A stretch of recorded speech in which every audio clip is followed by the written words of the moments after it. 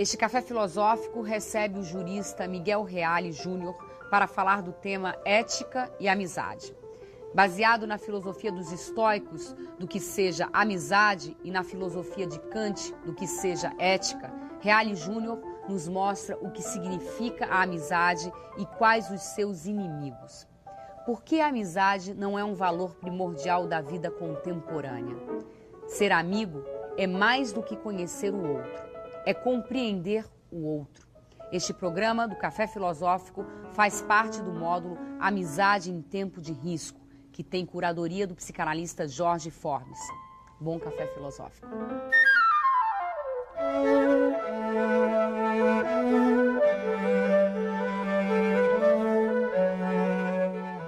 Amizade é, antes de tudo, confiança. Eu creio e sugeri que o tema fosse ética e amizade, exatamente porque é nos autores, nos estoicos, no pensamento ético dos romanos, especialmente de Marco Túlio Cícero, que nós vamos encontrar já um perfeito desenho daquilo que vem a constituir a amizade. E a amizade, dizia Cícero, é, antes de tudo, confiança. Estabelece uma relação entre eu e tu. Esta relação entre eu e tu, para que ela possa se aprofundar, para que ela possa se sedimentar, para que ela possa se transformar em amizade, ela deve deixar de ser uma relação entre o eu e o objeto. O outro não pode ser objeto e eu não posso ser objeto do outro. Enquanto houver uma relação de eu-objeto, de observação, de distância, de perspectiva longínqua, não existe a possibilidade de se ter afeto como o alimento, como o alicerce, como o cimento entre duas pessoas. Na verdade, há uma distância. É necessário quebrar essa distância. Quebra-se essa distância entre eu e tu no momento em que eu admito o outro como uma outra pessoa, numa relação de identidade, de igualdade, em que não me ponho como um observador distante, mas me ponho como alguém solícito. Neste instante, a pessoa que olha para o outro também se abre para o outro, e aproxima o outro, e estende a mão para o outro. Faz do outro objeto, não da sua observação, mas da sua solicitude, do seu interesse. E nesse instante, o outro se transforma em alguém a ser compreendido, não apenas conhecido. Não apenas conhecido, a ser compreendido. Mas neste instante, aquele que compreende deve ter também a disponibilidade de se fazer compreendido. Então há como que uma abertura de ambos os lados, estabelece uma relação dialogal, em que ambos têm um despreendimento, para que sejam conhecidos, mas mais que conhecidos, compreendidos. E nesse instante, em que há aproximação entre o eu e o tu, entre dois eus, nesse instante, nós temos o surgimento da confiança.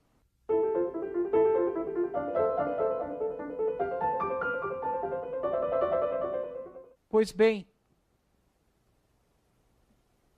quando se estabelece uma relação de amizade, não é apenas o amigo o repositório das minhas confidências. Eu não apenas vou fazer confidências, eu vou fazer confidências, mas eu tenho que permitir que o outro faça confidências. Porque na relação de amizade, O que mais se deve buscar não é me revelar ao outro, mas permitir que o outro se revele a mim, fazendo com que essa revelação para mim seja também uma revelação para ele mesmo. É uma forma de se conhecer. Numa relação de amizade, nós acabamos nos conhecendo a nós mesmos. Vejam como se cria uma interação, um entrelaçamento. Eu permito que o outro me conheça, eu faço confidências, mas ao fazer essas confidências, eu viabilizo conhecer a mim mesmo e me colocar à sua disposição para ser objeto de uma lealdade. A ideia de sinceridade máxima na relação da amizade é uma ideia que vem do tempo que a gente acreditava que era possível dizer tudo. Penso que nós devemos começar a nos habituar a que nem tudo pode ser dito, não porque se esconde alguma coisa, mas é que a língua não é capaz de dizer tudo. Então, a amizade é pelo dito e pelo não dito.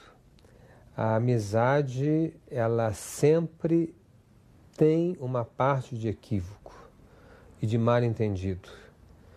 Nesse sentido, ser amigo é não reagir paranoicamente ao primeiro mal entendido, ao primeiro não telefonema, ao primeiro esquecimento de um jantar.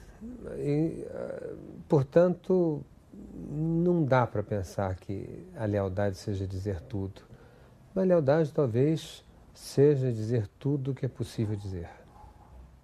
Todos nós somos, evidentemente, vaidosos. Todos nós temos a vaidade daquilo que nós somos. Ainda bem. Todos nós temos uma satisfação daquilo que nós realizamos. Eu digo que é muito satisfatório encontrar as pessoas satisfeitas consigo mesmo. Se eu encontro um sapateiro, ele é capaz de me dizer que ninguém faz melhor meia-sola que ele no bairro. Ele tem uma satisfação, um orgulho da sua profissão, daquilo que ele faz. A nossa vida é definida pelos nossos horizontes profissionais, principalmente, nosso trabalho, as nossas ambições afetivas. Nós temos ambições, nós temos vaidades. Agora, o que pode ser pior na relação de amizade e que venha a minar aquilo que de positivo existe na amizade é a bajulação.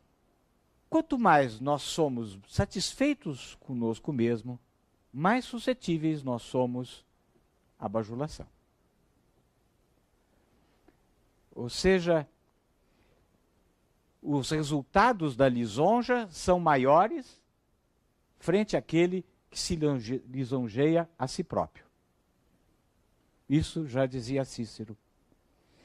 Quanto mais eu me ufano e me coloco muitas vezes até alheio à realidade, porque tenho uma visão muito positiva de mim mesmo, mais facilmente eu sou objeto da lisonja.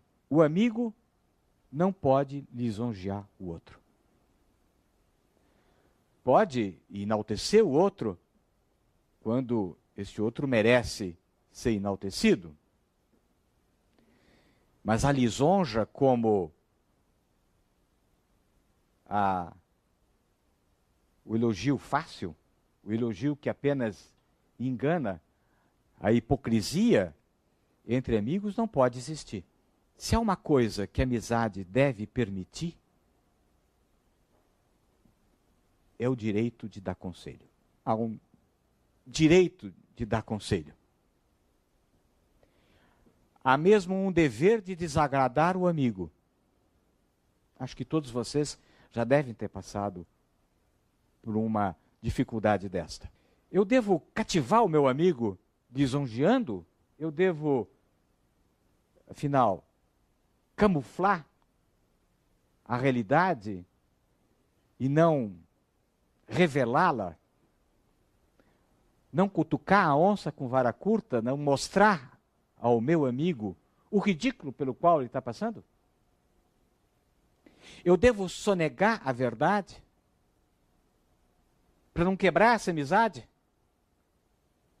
Ou a amizade exige que eu abra mão até mesmo dela, arriscando dizer a verdade para aquele que muitas vezes não a pretende ouvir? Será que dizer a verdade, por gerar o ódio, deve estar afastado da relação de amizade? Será que nós devemos dourar a pílula para não perder o amigo? Ou devemos dizer a verdade para perder o amigo, mas manter a amizade? Porque como é que eu mantenho a amizade? Como é que eu tenho confiança? Como é que eu tenho fidelidade? E esta fidelidade vai ser posta à prova em diversas circunstâncias. A fidelidade vai ser posta à prova no momento em que se alcança o poder e que se despreza o amigo. Ou no momento que o amigo cai em desgraça, está na infelicidade financeira, moral, e eu me afasto do amigo para não me contaminar ou para não me revelar próximo de quem se encontra na desgraça. Portanto, a fidelidade esta confiança, esta fidelidade para com o amigo, exige inúmeros sacrifícios. Exige ultrapassar vários desafios.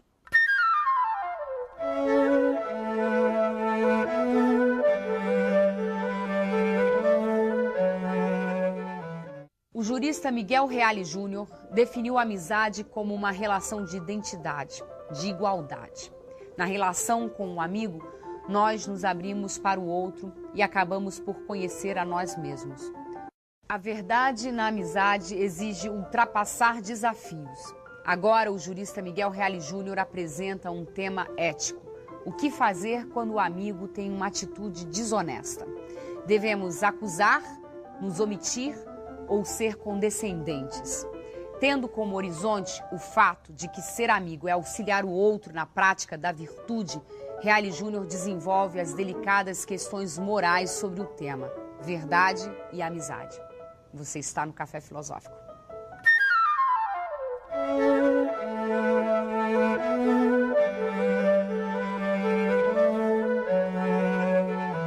A amizade, ao mesmo tempo, será que ela permite, ela justifica que se pratique coisas ilegais para favorecer o amigo? Será que a amizade, ela vem a justificar que eu faça um desvão e não atue eticamente, honestamente, para proteger um amigo?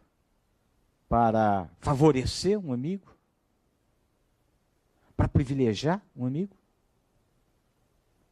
Até onde pode um amigo sair da linha correta de comportamento para não prejudicar ou para auxiliar um amigo? A amizade foi feita para que exista uma cumplicidade na prática de condutas desviadas, ou ela existe para que um auxilie o outro na prática da virtude?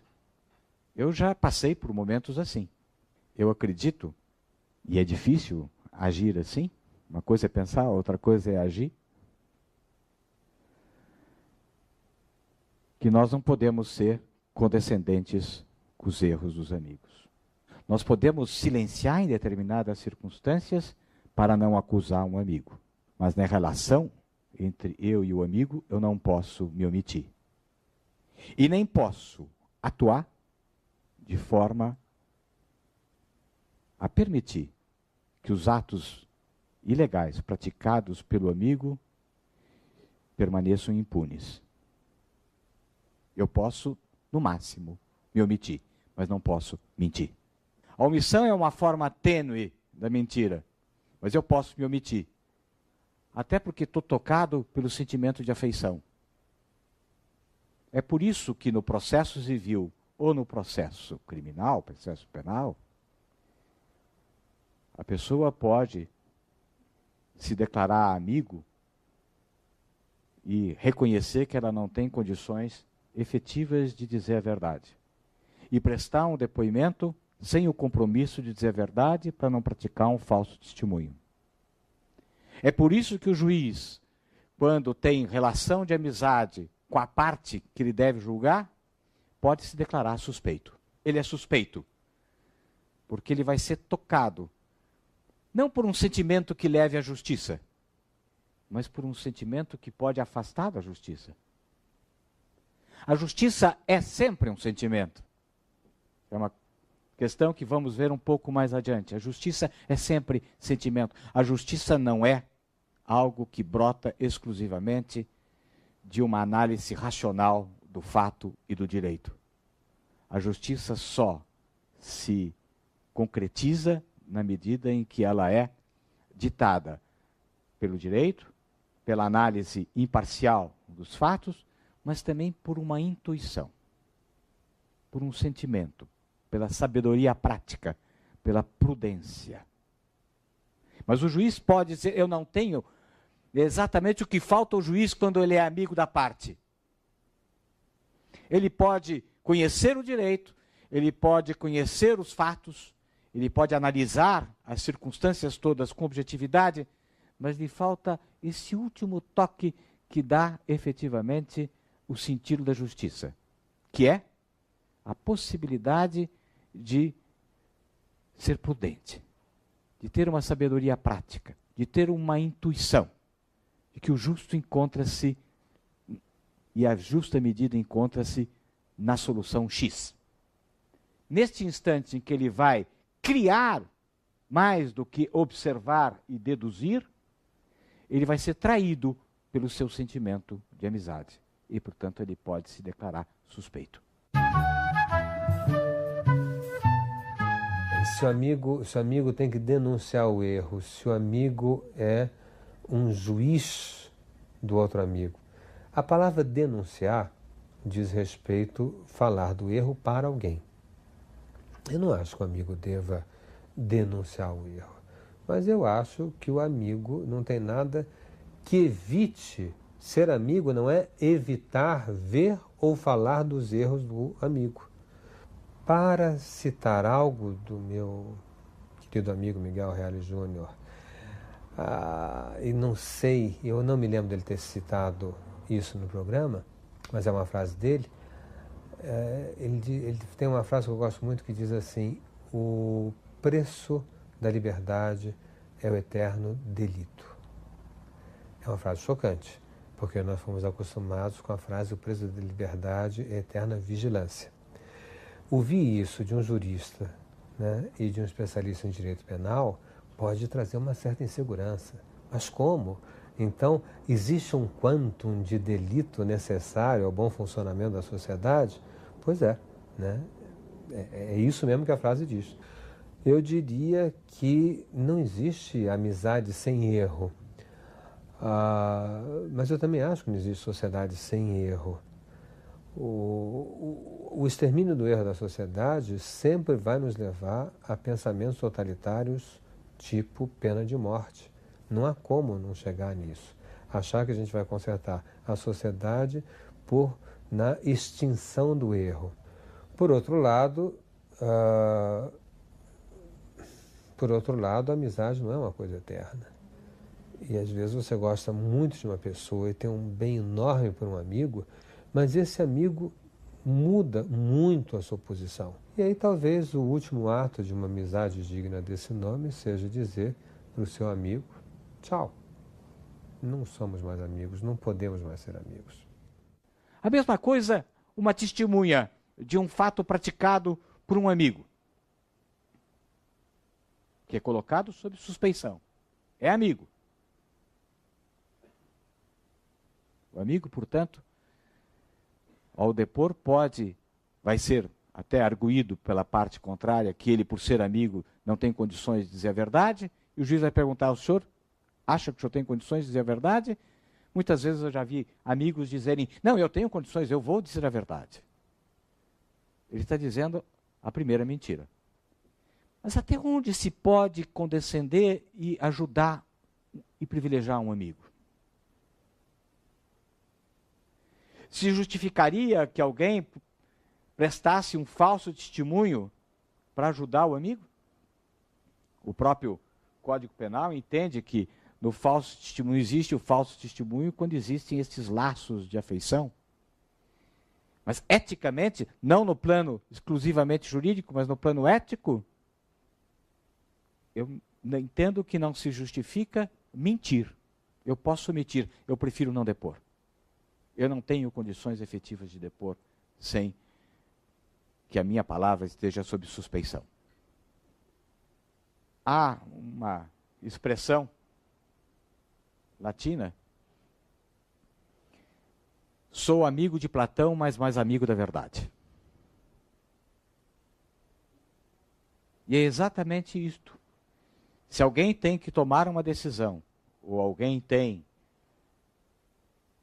que, por infortúnio, decidir sobre uma situação em que está envolvido um amigo, há que ser mais amigo da verdade do que amigo de Platão. E até que ponto ser amigo da verdade exige que eu deixe de dizer ou de realizar a crítica ao amigo que merece a crítica? Mesmo que esta crítica seja uma crítica pública. Eu já passei por isso. Amigos que passaram a ocupar cargos públicos e que por um tempo tiveram, praticando erros, e erros graves, tiveram a minha omissão durante algum tempo. Mas chega um instante em que se coloca uma alternativa. Eu devo continuar me omitindo de dizer o que é certo em favor do interesse geral?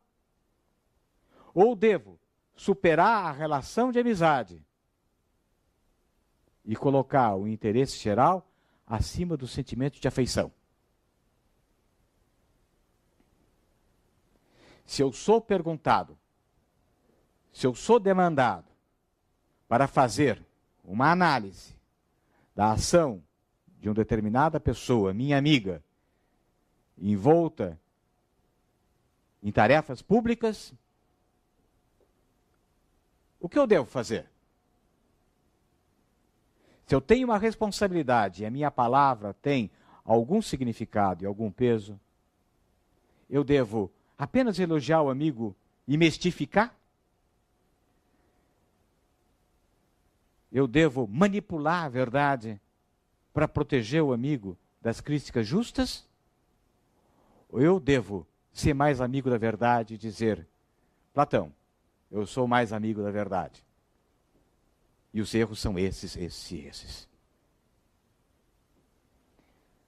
Eu creio que eu sou mais amigo, na verdade, até de Platão, ao falar a verdade, do que ao incensá-lo indevidamente. E incentivando a continuar na trilha do erro. Daquilo que eu sei que é errado. Daquilo que eu sei que está contrariando o interesse geral. Porque eu tenho, antes de tudo, que admitir que o meu amigo esteja fazendo o certo. Eu quero que o meu amigo seja, em algum momento, não só apenas em algum momento, mas ele seja o espelho do certo. Vejam quantas questões éticas se colocam quando nós vamos discutir a questão da amizade.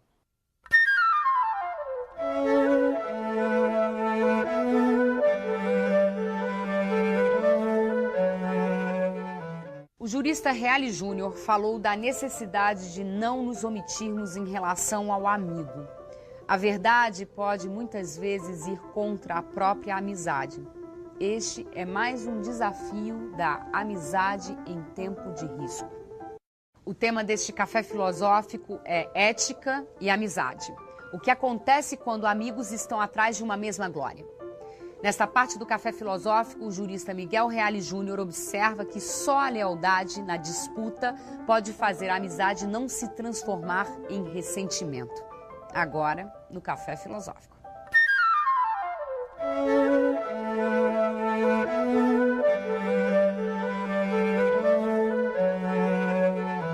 Uma outra dúvida que surge é saber: e se os amigos disputam a mesma mulher? Ou se eles estão em busca das mesmas honras? Se eles estão atrás das mesmas glórias? E só um pode ser contentado pelo destino? Porque efetivamente as pessoas podem estar dirigidas pela busca, especialmente do poder econômico, do poder político, que é o mais perigoso vestíbulo do mal. O poder político é o vestíbulo do mal. É a antessala do inferno.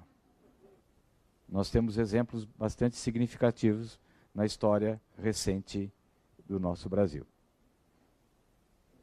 Pois bem, na disputa pelo poder, até tu, Brutus, a disputa pelo poder entre amigos, ela não pode deixar de existir, a não ser com a renúncia que se faça em favor do outro. É um dado. O que deve ocorrer é lealdade na disputa, para que a disputa seja franca e não venha a se transformar facilmente em ódio. Nada mais fácil do que a transformação da amizade em ódio, em ressentimento. E cada um vai ter ao seu lado, na disputa pelo poder, as séculas, fâmulos, que vão estar a disseminar a maldade com relação ao outro. Fulano disse isso, ele pensou aquilo, ele quer fazer essa tal coisa, ele está manobrando para te tirar do jogo. E evidentemente, como é fácil insuflar pequenas maldades que vão gerando profundos ódios. Na disputa da mesma mulher, Esaú e Jacó, de Machado de Assis.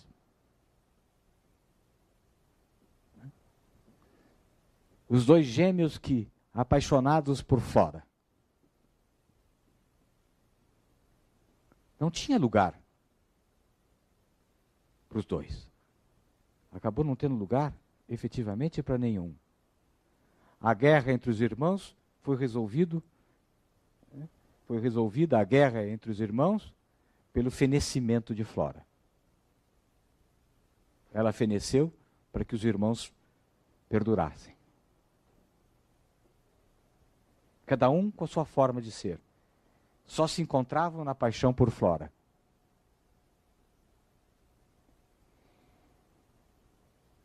E se isso parece que traz uma verdade, que só podemos dizer que é uma verdade absolutamente indiscutida, porque vem do 2º século antes de Cristo, ele diz: é muito difícil a amizade entre os homens públicos.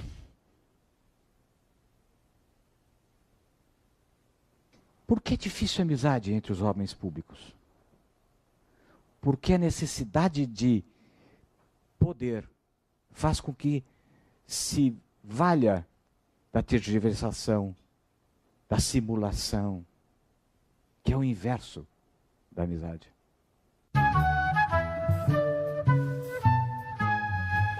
Será que um homem de poder tem amigos? É sempre uma pergunta, né? Um dos conselhos, mal citando Maquiavel, espero não estar errando muito, não estou com ele aqui nas mãos, mas um dos conselhos que me parece que ele dá ao príncipe é que o príncipe tem que se afastar dos amigos do tempo anterior, porque dele ser príncipe, porque esses amigos jamais o verão com a distância e com os limites que o homem de poder acaba impondo. Mas se nós pensarmos que na globalização o poder é muito maior da parceria que da diversidade, né? No mundo anterior era da adversidade, que dá da diferença, do adversário. E nesse mundo atual é da parceria, então amizade e poder convivem muito melhor. Mas a noção de poder, insisto, é muito diferente da noção anterior e nós não estamos ainda habituados à nova noção de poder. A nova noção de poder não quer dizer eu sou mais importante ou eu tenho mais força que alguém. A nova noção de poder recupera o verbo eu posso. Quer dizer, eu junto, né? eu participando com outros posso. Então é muito mais o poder participativo que o poder que determina uma forma de ser aos outros. Essa forma atual, a meu ver, leva a uma boa conjunção amizade e poder. Lendo um autor que analisa o socialismo francês de Léon Blum, em 1936, na França,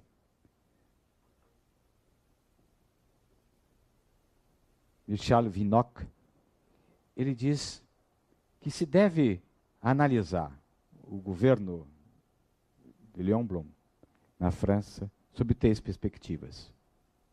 Eu estou matutando aqui como fazer depois, transladar isso para a análise da atualidade brasileira.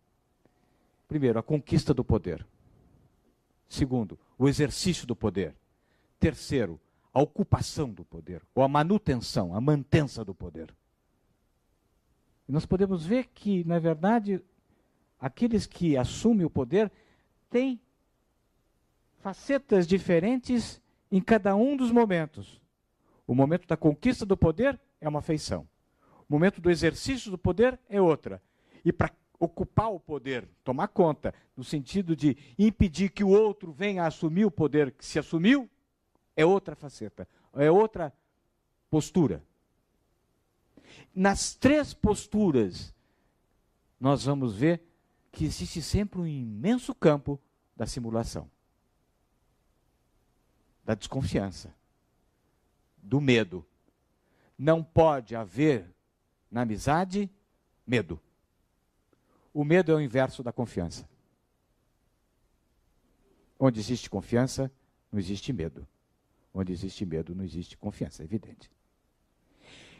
E quando se está para conquistar o poder, existe o medo de que o outro conquiste, ou que o outro assuma uma posição de prevalência. E se eu tenho um amigo que disputa comigo, pode ser na mesma fronteira, na mesma divisa, nas mesmas bandeiras, eu vou sempre desconfiar. No exercício do poder, o exercício do poder é, sem dúvida nenhuma, um instrumento que vai me permitir fazer a ocupação do poder. E na ocupação do poder, então, eu tenho que excluir o outro. Ou seja, eu posso dizer que a amizade tem diversas facetas que se contrapõem a ela. O medo, a deslealdade, a falta de confiança. Mas uma que se contrapõe, a meu ver, de forma mais frontal, é a inveja. Porque inveja não é querer ter o que o outro tem. É errado pensar que a inveja é querer o que o outro tem. Melanie Klein bem estudou isso quando ela examinou a relação dela com a filha dela, que se transformou numa sua inimiga, num trabalho que ela chama de inveja e ingratidão. A inveja não é querer o que o outro tem. Porque eu posso ter essa inveja, puxa, como eu gostaria de ter um barco como esse sujeito tem. Não é? Como eu gostaria de ter a mulher que esse cara tem. Não é? Mas a inveja é pior.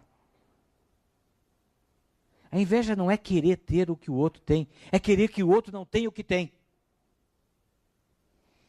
Então a inveja não é querer ter a coisa para sua satisfação, é se satisfazer de que o outro não tenha. É se satisfazer para que o outro não tenha. Se o outro não tiver, eu me sinto satisfeito. O invejoso efetivo, o invejoso mesmo, original, autêntico invejoso, né? Aquele que não é disfarçado, quem é um invejoso autêntico, esse vai ficar felicíssimo que o outro tenha perdido o que tem. Mesmo que a perda do que o outro tem signifique uma perda definitiva para ele. Se ele deseja a mulher, a namorada do outro,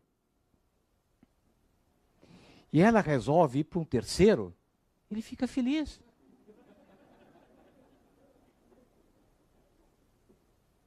Ah, tá vendo? Ele não tinha capacidade de manter essa mulher mesmo, sabia? Né? Que felicidade que ele vai usufruir naquela noite que ele descobre que a mulher está traindo o amigo. Pois bem, vejam quantos conflitos, quantas dificuldades nós enfrentamos no tema da amizade, no plano ético.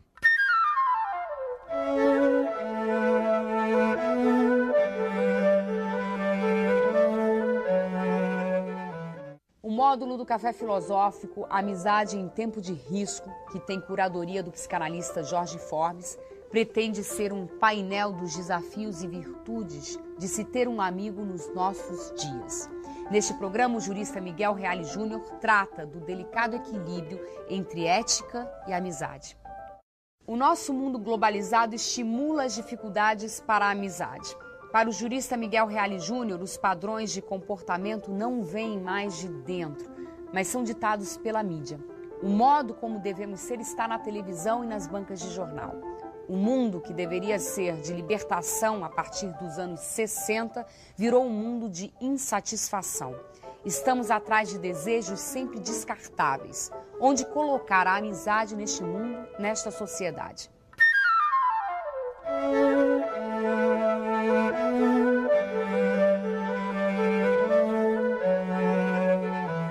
E por que é difícil a prevalência da amizade no momento atual? Porque todos estes contrapontos à amizade são estimulados na sociedade globalizada. Essa sociedade que se horizontaliza, ela se horizontaliza porque ela perdeu a figura do pai, ela perdeu a figura da imposição de determinadas regras. Não há mais a moral heterônoma que vem de fora. A sociedade se horizontaliza na medida em que todos nós não temos mais padrões de comportamento. Quem dita o padrão de comportamento é a mídia. Quem dita o que deve ser feito é a mídia. O up-to-date está na televisão, está nas revistas. E o número de revistas que se multiplicam hoje, dá caras a quem? Na verdade, não é quem tem nome e sobrenome que vai para a revista, é quem vai para a revista que passa a ter nome e sobrenome. Basta ver a propaganda da Caras. Venha conhecer o mundo dos famosos. As pessoas se inebriam com o mundo dos famosos. São padrões impostos pela mídia.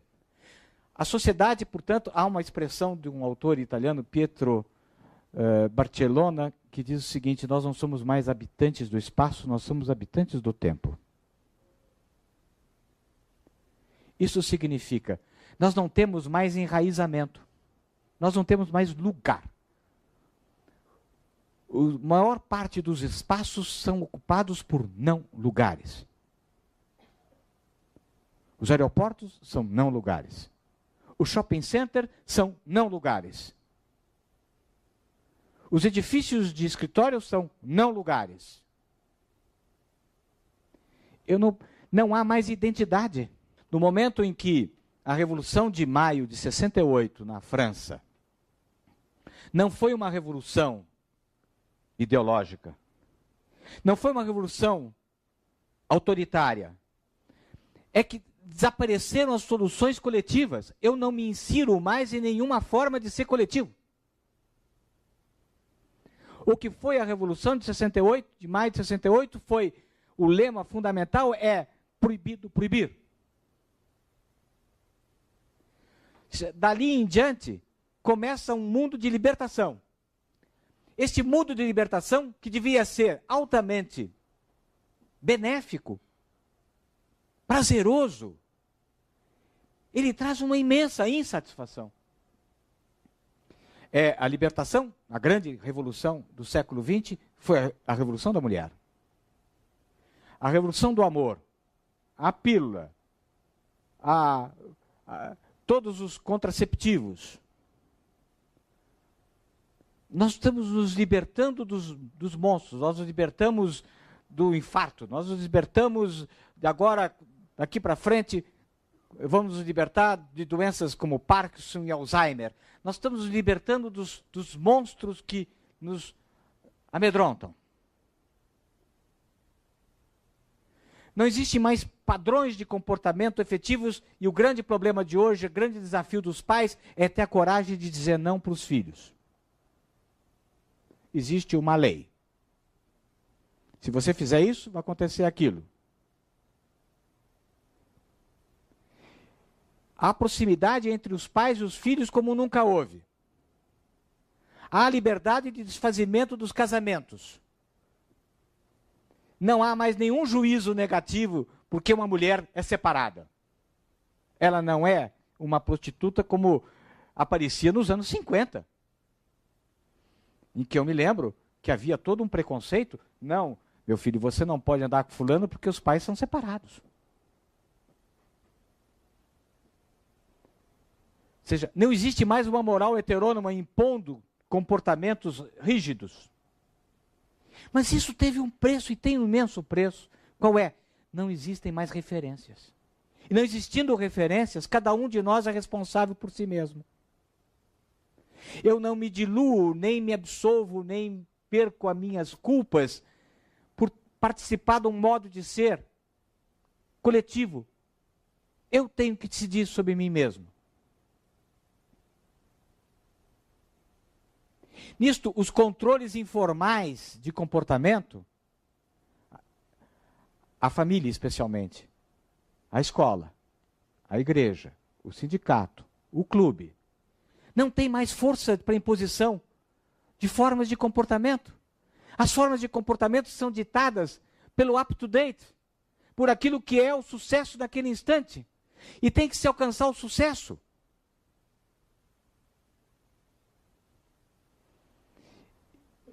Isso torna a sociedade absolutamente fluida. É a busca... Acaba de sair um livro sobre o problema de como me livrar da busca do sucesso. Como que eu vou me livrar desse mal que é a busca do sucesso? E as pessoas querem o sucesso. As pessoas querem aparecer na televisão. Pessoas querem aparecer na revista Caras. E a revista Cara quer que elas apareçam saindo do banheiro. Eles acham uma maravilha. Não existe mais a noção de pudor, de intimidade. Para aparecer na revista Cara, se o sujeito põe um roupão deitado na cama, ótimo. E o sujeito se submete a isso.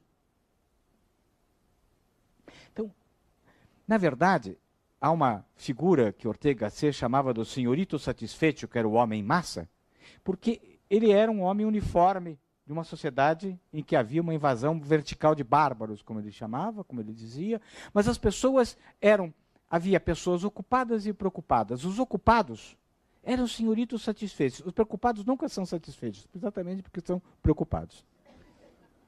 Mas os ocupados são senhoritos satisfeitos. Não é? São senhoritos satisfeitos. Porque eles tinham um ideário de obtenção de alguns bens, ou de algum status, alguma forma de vida, absolutamente factível. Hoje não há mais. Nós estamos numa sociedade absolutamente histérica, em que a satisfação do desejo de hoje é a frustração de amanhã. Eu satisfaço o desejo de hoje e preciso logo imediatamente criar um novo desejo. Os desejos, infelizmente, são descartáveis.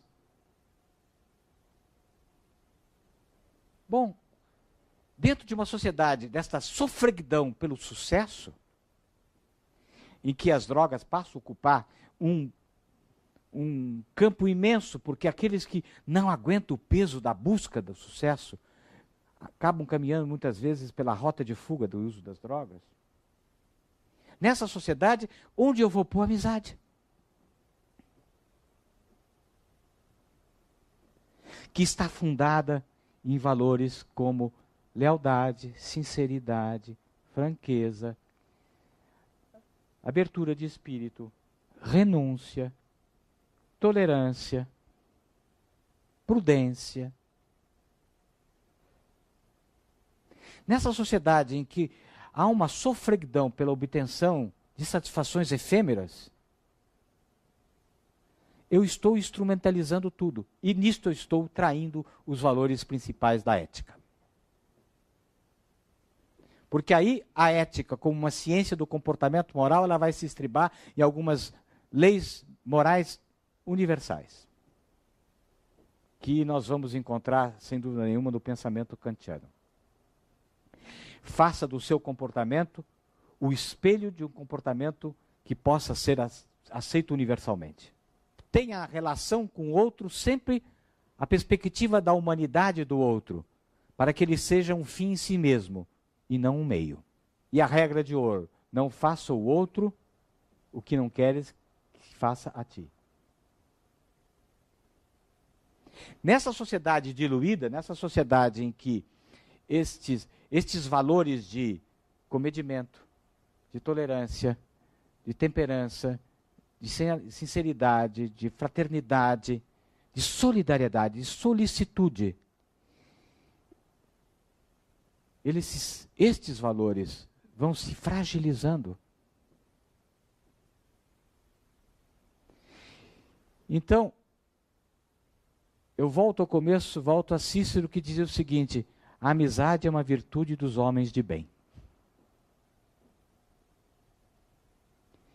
E a ética significa ter uma aspiração ética, que é ter um comportamento ético próprio, ter uma aspiração ética com os outros e para os outros, dentro de instituições justas. Isso significa que a amizade é a mais profunda solicitude com o outro. Como digo, para repetir, até para que eu perca a amizade em nome da amizade.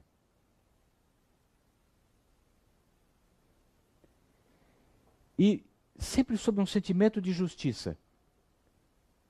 Porque a justiça, eu disse que iria falar ao final sobre a justiça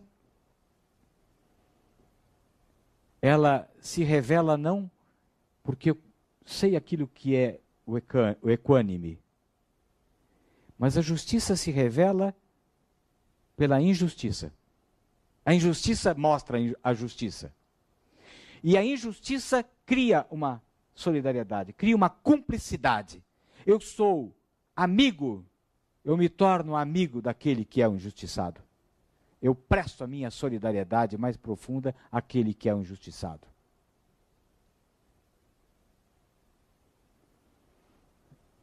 Então, ser amigo é também ser justo. Isso significa ser sensível às injustiças que se praticam com o outro. No momento em que eu vivencio, experiencio a injustiça do outro, eu quebrei aquela distância e me tornei próximo a ele. É um imenso desafio, portanto, a manutenção da amizade. Quem tem uma amizade, todos vocês têm amizades, devem batalhar pela manutenção dessa amizade. mesmo que seja perdendo-a no momento em que se dê um conselho que não vai ser bem aceito. Só a valorização da amizade pode fazer com que se supere esse instante de vazio ético que prevalece no mundo da mídia e da globalização, em que os valores fundamentais de respeito ao outro estão diluídos na busca do sucesso. Eu creio que eu fiquei pensando muito sobre esse tema da amizade e me sensibilizou muito toda essa questão de saber superar esses desafios. Até onde eu devo ser honesto o suficiente para não encobrir um amigo? Até onde eu devo ser suficientemente franco para deixar de falar a verdade para um amigo? Até onde eu posso esconder uma verdade que eu sei e que meu amigo não sabe e que vai desagradar? É um imenso desafio para nós todos, nesse instante, valorizarmos a amizade, porque valorizando a amizade, nós vamos estar valorizando a pessoa humana. Esse é o imenso desafio. Nós vamos estar quebrando com este círculo vicioso do mundo das compras, do consumismo inveterado, do mundo da mídia. Nós vamos pôr um obstáculo à prevalência dos valores negativos do mundo contemporâneo. Acho que a amizade é o grande instrumento para que nós passemos a gostar de nós mesmos. E vou terminar lembrando uma frase do Camus: só quem ama a si próprio pode amar o próximo. Eu tenho que amar a mim mesmo para que eu possa amar o outro. E no momento que eu amo a mim mesmo, eu vou ter a coragem da amizade.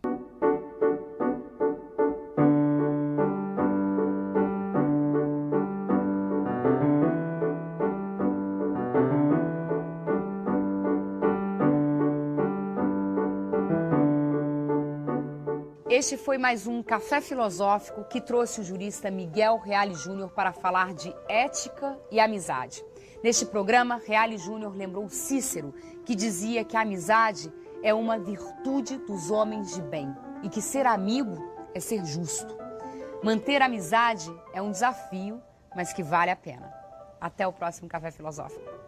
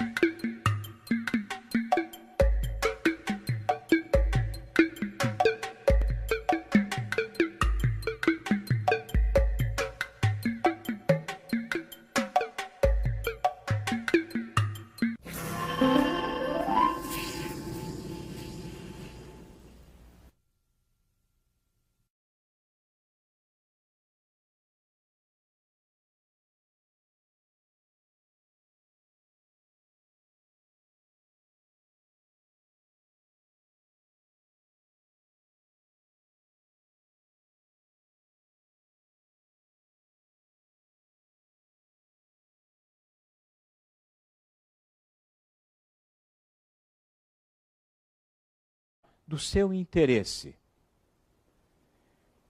E nesse instante, o outro se transforma em alguém a ser compreendido, não apenas conhecido. Não apenas conhecido, a ser compreendido. Mas neste instante, aquele que compreende deve ter também a disponibilidade de se fazer compreendido. Então há como que uma abertura de ambos os lados. Estabelece uma relação dialogal em que ambos tem um despreendimento para que sejam conhecidos, mas mais que conhecidos, compreendidos. E nesse instante em que há aproximação entre o eu e o tu, entre dois eus, nesse instante nós temos o surgimento da confiança.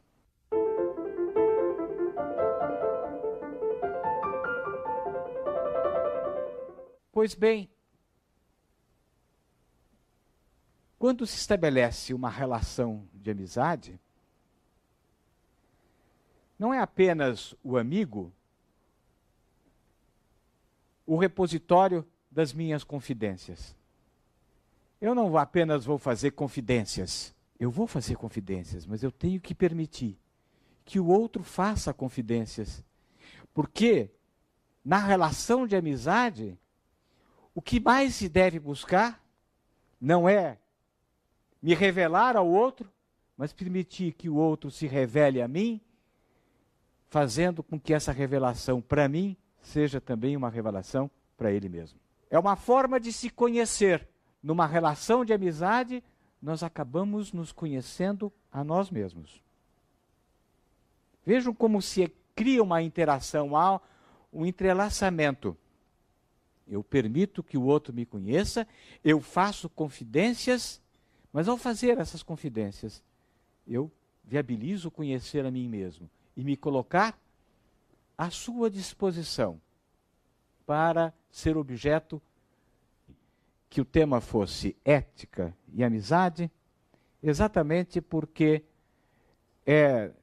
nos autores, nos estoicos, no pensamento ético dos romanos, especialmente de Marco Túlio Cícero, que nós vamos encontrar já um perfeito desenho daquilo que vem a constituir a amizade. E a amizade, dizia Cícero, é, antes de tudo, confiança. Estabelece uma relação entre eu e tu.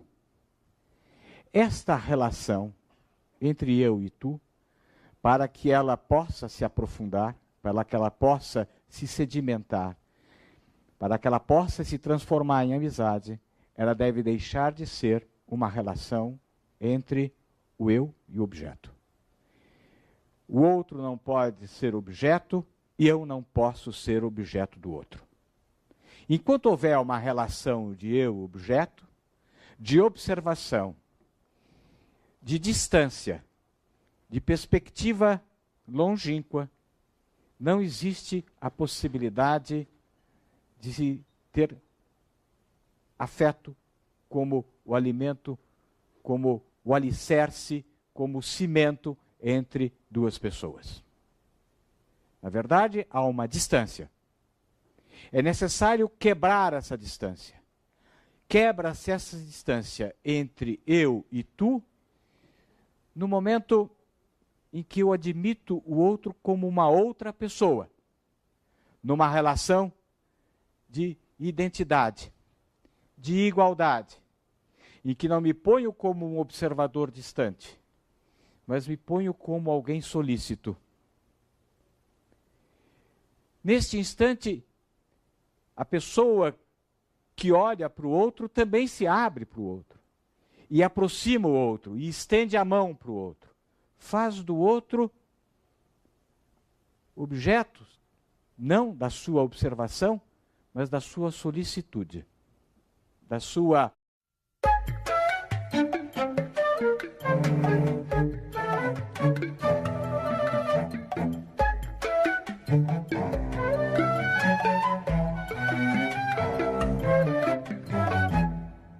Este café filosófico recebe o jurista Miguel Reale Júnior para falar do tema ética e amizade.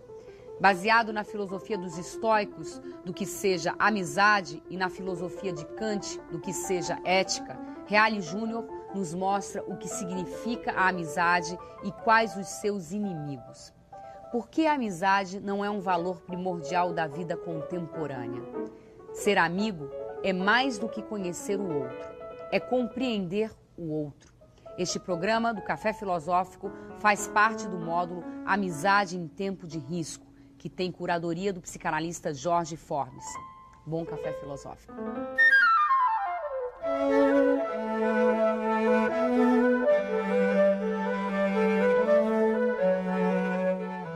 Amizade é, antes de tudo, confiança. Eu creio e sugeri